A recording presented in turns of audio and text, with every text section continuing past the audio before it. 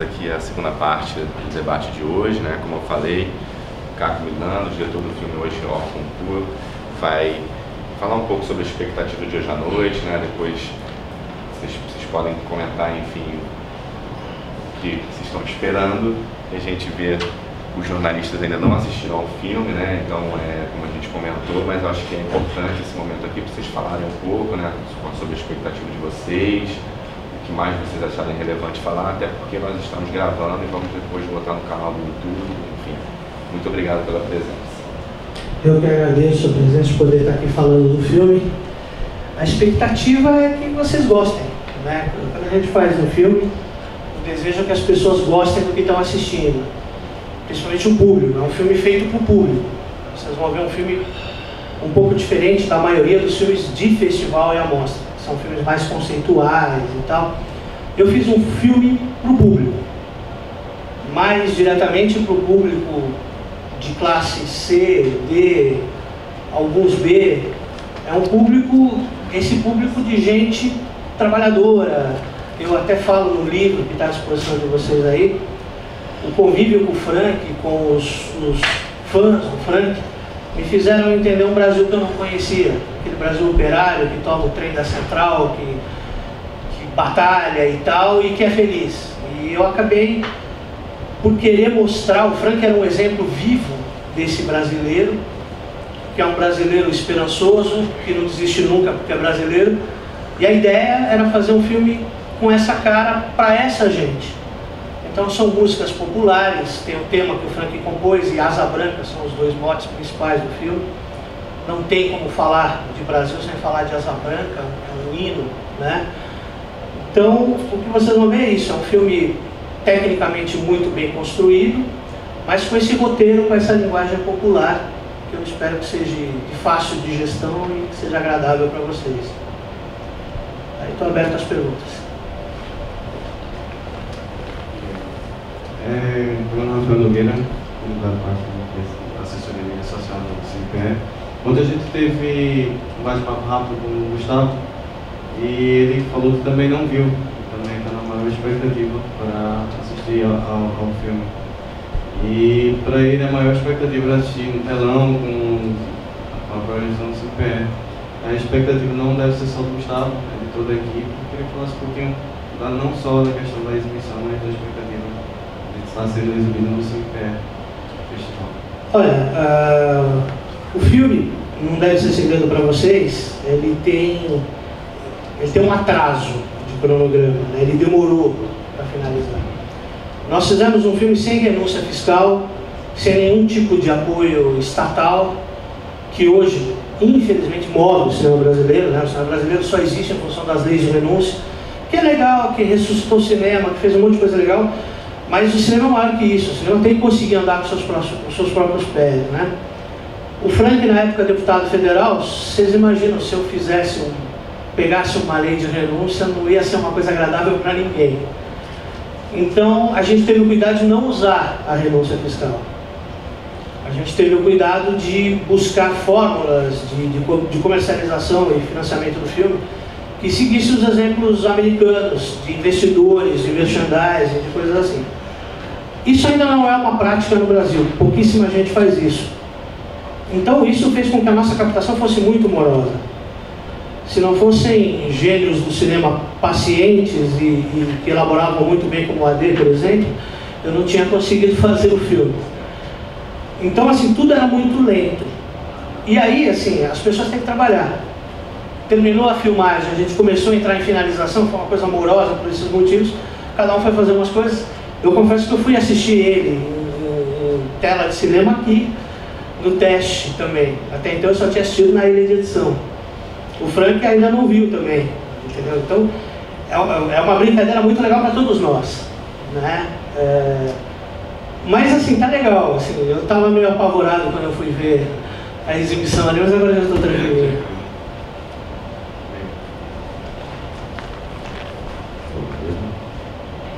Olá, cara, tudo bem? Robledo, do Papo de Cinema de Porto Alegre. Tudo bem. Eu estou com o livro aqui, achei muito bonita a edição, parabéns pelo livro. Obrigado. E agora eu achei curioso que tu mencionaste a questão de que tu fizeste um filme para o público C, D, como tu disseste. deu bem em mente o Dois Filhos de Francisco, que é um filme também bastante popular, mas que atingiu uma gama bem mais ampla de espectadores. E pelo filme, a gente não viu ainda, mas pelo livro dá uma impressão de um filme muito bem cuidado, muito bem trabalhado, com um bom elenco, teve uma produção muito bem estudada. Não seria um filme que, apesar do perfil do biografado, pudesse atingir um público maior também? Pode. A gente faz os filmes pensando numa realidade. Uma coisa que eu brinco muito com o meu distribuidor aqui, Denis Cavalcante. Às vezes a gente faz o filme achando que é uma coisa, chega no distribuidor, o cara fala, não é nada disso, muda tudo, e você tem que aceitar porque essa é a expertise do cara, né? Dois Filhos de Francisco foi uma obra fabulosa do Breno Silveira, tá fantástico. Eu conhecia pouco sobre os dois caras e gostei do filme, achei muito legal. Mas assim, por incrível que pareça, a história é diferente. A espinha dorsal é sempre a mesma e vai ser sempre a mesma. Aquele menino humilde que sai, batalha, sofre e vence. Isso, qualquer biografia vai seguir essa linha. Dificilmente vai ter o filho milionário que o pai financiou, e se for assim o cara não vai admitir, né? Ele vai criar algum problema no meio. Mas assim, são situações diferentes de exploração.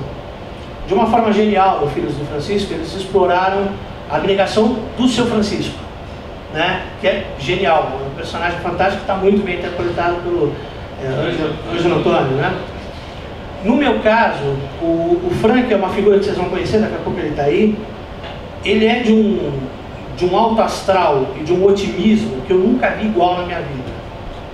Tem uma coisa curiosa, que quando a gente foi começar, a primeira cena foi aérea, começou a fechar o tempo e eu falei, não, vamos abortar e voltar amanhã. Ele ficou desesperado, cara. Ele andava pelo aeroporto e falava, não, espera, que vai abrir o tempo, me dá mais um, e abriu o tempo. Sabe? Ele tem uma coisa de um otimismo, que é uma coisa fantástica. E o filme é isso, é o otimismo. Sabe, aquelas coisas motivacionais que o cara parou de cavalcar a mina e depois de 1 metro tinha ouro, então você não pode parar. O filme ele traz muito isso, traz as adversidades que todo mundo aqui viveu para chegar a ser o jornalista que é hoje. Teve aquele chato que falou uma merda para te desanimar, teve aquele encalço que te atrapalhou, mas você falou, não, que é nada, eu vou lá e... É isso, o filme ele vem de esse lado da carreira artística, tá? E mostra muito do Piauí, que foi uma coisa que eu descobri incrível. Assim, quase ninguém conhece Piauí.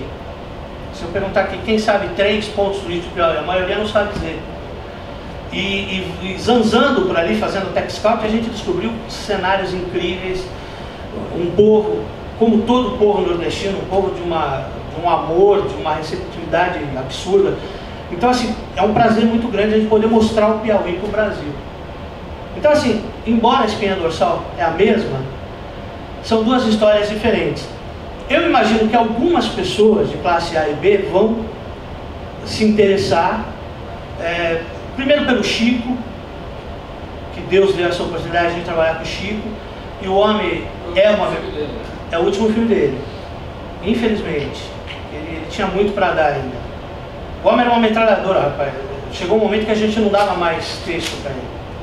Eu chegava ao Chico, a situação é assim, ó, você tá bravo por causa disso, e deixava. Queimava negativo com ele falando e ele mandava bem pra caramba, sabe? Teve uma vez que a gente se arrependeu. O Chico deve chamar a atenção e como você falou, pela qualidade técnica. O meu fotógrafo, o Libutin, é um gênio e o Estado ajudou muito e a gente tem um filme tecnicamente muito legal. A trilha sonora é do Rony Keneblevski e do próprio Frank. Rony Keneblevski hoje é um dos maiores caras de direção musical, trabalha com Falabella, com Charles Miller. Então assim, a gente tem 2 pontos que realmente pode buscar, esse público vai ver. Mas o roteiro é escrito para um público mais popular. Paulo Henrique, bom dia. Você falou nessa estratégia de lançamento, né, para as classes C, D e E, mas como é que vocês estão pensando isso se hoje grande parte dos cinemas está localizado em shopping? Hoje temos um público mais voltado para a classe A e B, são poucos cinemas, assim, tem alguns casos no Rio, Ponto Cine, não é isso, cara? Ponto Cine, enfim, em Belo Horizonte infelizmente não tem, tem esse voltado muito para esse segmento, a não ser os shoppings de algumas determinadas regiões. Mas enfim, como é que você está pensando isso? Atingir essa camada aí, sendo que hoje o cinema, né, não temos muitos cinemas para essas camadas. E como foi o trabalho com o ator, né, que faz o personagem do Frank, se ele canta de verdade, se houve uma preparação vocal, como foi essa preparação do ator? Obrigado. A questão A e B, C e D, não é uma estratégia, tá? O roteiro foi escrito pensando no público do Frank. Então, o roteiro, a linguagem dramatúrgica, ela procura ser direta e mastigada, como se faz um filme para público C e D. A estratégia em si, eu não me atrevo a pensar, eu faço o filme só. A estratégia vem dos exibidores e distribuidores. O que eu posso dizer assim, um dos motivos que nos levou ao interesse da realização do filme, o Frank é um cara que tem 10 milhões de discos vendidos. Estatisticamente, se 10% desse público consumiu o filme, eu fiz uma bilheteria linda, o padrão nacional. Então, assim, sinceramente, eu não sei te dizer como estratégia, não. Talvez eu tenha me expressado mal. Ele foi um filme construído para ter um entendimento popular, tá? A estratégia em si, sinceramente, eu não vou conseguir falar para vocês. Não é minha praia. A questão de estratégia, você refere ao pessoal que compra, que é fã do Frank Aguiar, vai... Então, o distribuidor, pelo contato que eu estou tendo com ele agora, ele está interessado num filme que tem alcance de público. Então, eu diria para vocês que se os Trapalhões hoje fizessem o seu primeiro filme, talvez essa pergunta vogasse. E talvez, se ele fizer um levantamento real, ninguém fez a bilheteria que eles fizeram até hoje, até pela quantidade de filme que eles já fizeram. O público popular vai ao cinema e gosta. Claro, não vão no shopping Iguatemi. Vou usar a referência em São Paulo, que é o que eu tenho mais propriedade. Esse público não vai no shopping Iguatemi, mas vai no shopping Interlagos, vai no shopping Aricanduva, vai no shopping Center Norte. Então, assim, existem salas que têm ainda a condição boa, pelo menos em São Paulo, tá? Eu não sei outros estados, mas que tem uma condição boa de receber esse público C e D, entendeu? Inclusive recebe para essas coisas mais populescas. E quanto ao Gustavo Leão, eu tentei achar ele para ele estar aqui, mas não achei. É um ator extremamente promissor, seguramente vai descrever uma carreira fantástica, porque ele é extremamente dedicado, trabalhou forte, e ele sabe tocar alguns instrumentos, que ajudou, mas eu precisava que a voz dele, que é absolutamente diferente da voz do Frank, tivesse um denominador comum. Então nós achamos um vocalista que tivesse um timbre aproximado, e aí com um aparelhinho mágico chamado Vocalista, algum de vocês devem conhecer, chegamos num timbre legal. Então vocês vão notar que ele está dublado, mas a intenção não é porque ele cantava mal ou qualquer coisa assim, era porque eu precisava chegar num timbre de voz que eu conseguisse convencer as duas situações, pelo menos mais ou menos. E deu certo. A preparação foi feita muito, o Gustavo direto com o Frank, que ele pegasse as manias do Frank, os trejeitos do Frank. Eu acho que ele chegou num bom resultado. Vamos aqui a última pergunta, Maria do Rosário Caetano, do Cinema. Uma pergunta para o Caco e uma para o Denis Calcas. Eu ouvi aqui desde o começo que falei, o que será que ele está fazendo aqui? Fiquei super curiosa, né? Então, a pergunta para os dois. Eu queria que você explicasse mais a questão da estratégia de distribuição, né? Com quantas cópias vocês esperam sair, com que circuito, porque a pergunta do Paulo Henrique de Belo Horizonte é muito pertinente. Você foi um dos grandes nomes da Boca do Lixo, da época das comédias eróticas e populares, faziam enormes bilheterias e tal. Só que esse circuito foi praticamente desmontado. Os grandes cinemas do centro de São Paulo ou estão parados ou estão sem rumo, não são mais os puxadores de bilheteria, hoje são os grandes shoppings e tal. Então, pelo que eu entendi, vocês montaram uma distribuição específica para esse filme. Vocês não entregaram nem para uma Major, nem para Paris, nem para Downtown, nada. Vocês montaram isso. Então, o seu papel vai ser fundamental. E eu pergunto se o seu conhecimento de fazer sucesso nos anos 70 e 80, você não está enfrentando uma realidade totalmente nova. Você já tem data, quantas cópias e tal. E para você, Caco, lendo a sua biografia aqui no livro, você cria da Lynx Film, que é um espaço de excelência técnica, muito ligado à publicidade. Eu não vi você citar curtas nem longas no cinema, né? Então eu pergunto se é seu filme de estreia. Eu vi que você tomou cuidados técnicos totais. O Oliver tinha um monstro, um cara sofisticadíssimo e tal. Então eu pergunto como é que você equilibrou essa qualidade técnica com a emoção de um filme popular. Se nós não corremos o risco de chegar a um roteiro que tem um suporte técnico perfeito para uma história frágil. Então, vou eu aqui primeiro. Eu já fiz filmes com 9 milhões de espectadores, numa época diferente. Está funcionando aqui? Tá. Tá? Então, acho que eu jeitando. Qual que é esse seu campeão de bilheteria? Foi o Alugam-se Moças. Então, assim, eu tenho conversado com o Caco bastante no sentido de que ele tem um filme popular e as pessoas que vão aos shoppings, não efetivamente do shopping Guatemi, mas os shoppings hoje recebem público C, o público D, sei lá, recebem, eles estão aí. Então, assim, o sucesso do cinema não mudou até hoje. O que era antes e o que é agora não mudou nada. Eu, em contato com o exibidor, há algum tempo atrás, ele me disse assim: olha, o filme continua o mesmo, a ideia continua a mesma. Se o filme tem uma pegada de sucesso, ele vai embora.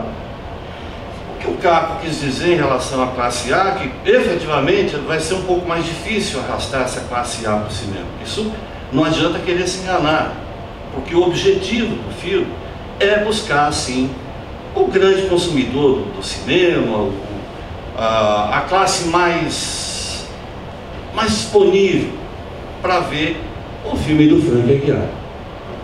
Então, eu entendo até que o próprio Frank é um cara que trabalha junto a esse público fiel deles, a esse segmento, né, da música. E o filme do Caco, assim, em relação ao número de cópias, acho que deve chegar a umas 70, 80 cópias para o lançamento, o que é bastante razoável em termos de lançamento nacional. O filme lança em junho, no final de junho. Esta coisa a dificuldade que o Caco teve em relação ao filme foi uma coisa fantástica. Um dia você vai colocar na sua história, vai dizer o que a gente passou e sofreu. Bom, isso como um primeiro trabalho, um primeiro filme realizado e exibido, porque não adianta muito fazer filme e não exibir. Isso é uma coisa que essa tecla eu bato sempre. Filme bom é aquele que você abre a porta do cinema e está cheio. O que tem lá dentro não me importa, o que tem na tela não me importa, mas está cheio, o filme é bom. E uma coisa que eu sempre discuti muito com a crítica é assim: quando a crítica diz que o filme não é bom e o cinema está cheio, quem que está errado? O crítico ou aquele monte de gente que está lá dentro do cinema? Então, assim, eu espero que no filme do Caco o cinema esteja lotado. Se nós, claro que tem a questão do lançamento, ela parte para alguns caminhos complicados, porque os cinemas hoje estão muito apertados. O cinema de fora, o cinema americano, para variar, ele domina o mercado de cinema brasileiro. Porque uma coisa é o produtor fazer o filme aqui, outra coisa é a hora que bate lá na porta do exibidor. Aí é complicado. Porque o exibidor, ele nunca está disponível para chegar e falar: bom, olha, o filme, porque a imposição do cinema estrangeiro, ela é muito forte. Vocês não sabem como é que é a história do filme estrangeiro batendo na porta do exibidor. Você quer exibir o filme tal, que é um sucesso absurdo, mas vai ter que levar esse, e essa dinâmica continua a mesma, não mudou nada até hoje.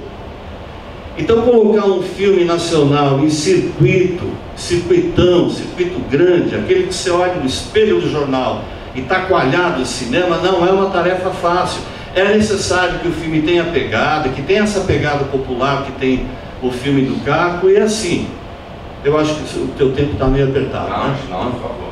Eu acho que tem tudo para dar certo. Então, a minha função aqui, basicamente, é de distribuir o filme. Embora a minha função... Porque sempre que produzia, eu distribuía os meus próprios filmes. Então, eu conheço bem esse caminho, conheço o exibidor acima de tudo, que é um cara difícil de você...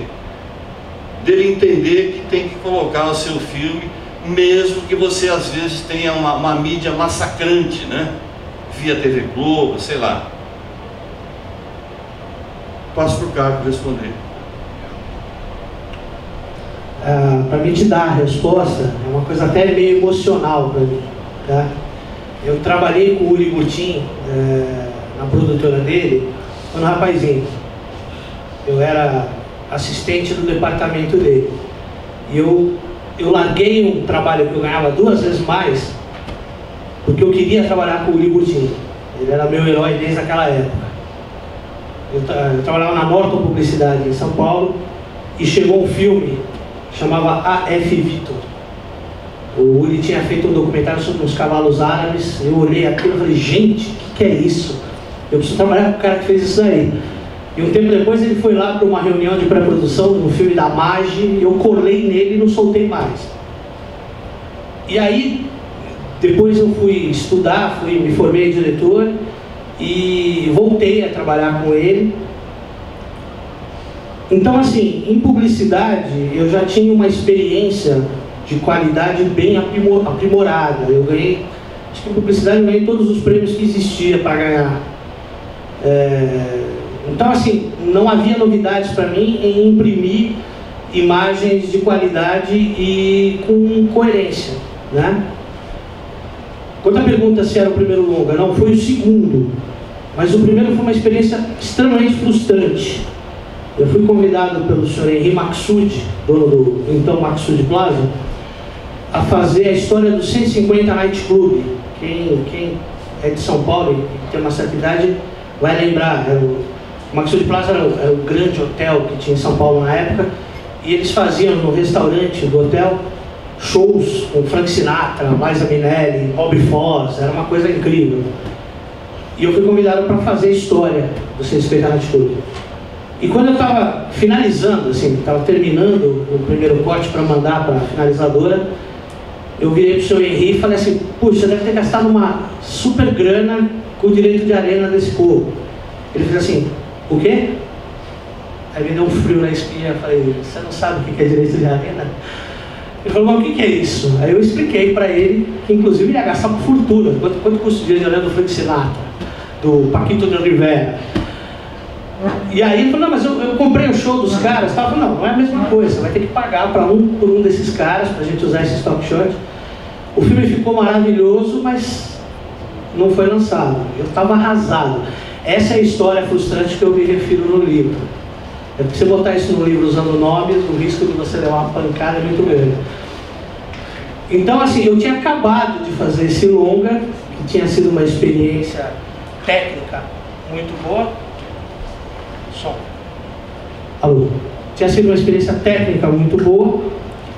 Quando eu peguei, assim, meio que imediatamente, no espaço de 10 dias, eu peguei esse do Frank para fazer. Então eu vinha de um embalo já de construção. E assim, como produtor de área, eu já tinha feito outros 5 longas. Então a coisa do longa não era uma coisa muito nova para mim. O que eu posso te dizer é que, assim, dirigir um longa, eu aprendi que é muito mais dirigir as pessoas, administrar as pessoas, do que propriamente o filme. Eu tinha uma equipe fabulosa, incrível. Então o filme ele tinha vida própria. Depois que eles entenderam o que eu queria, eu só falava, isso não é isso. Agora, administrar as pessoas é que é realmente a parte embaçada de dirigir um filme. Respondi para você? Gente, muito obrigado pela participação de vocês, enfim, muito obrigado a todos. A gente, na sequência, em 2 minutinhos, vamos começar a coletiva, última coletiva do CinePR desse ano. Obrigado.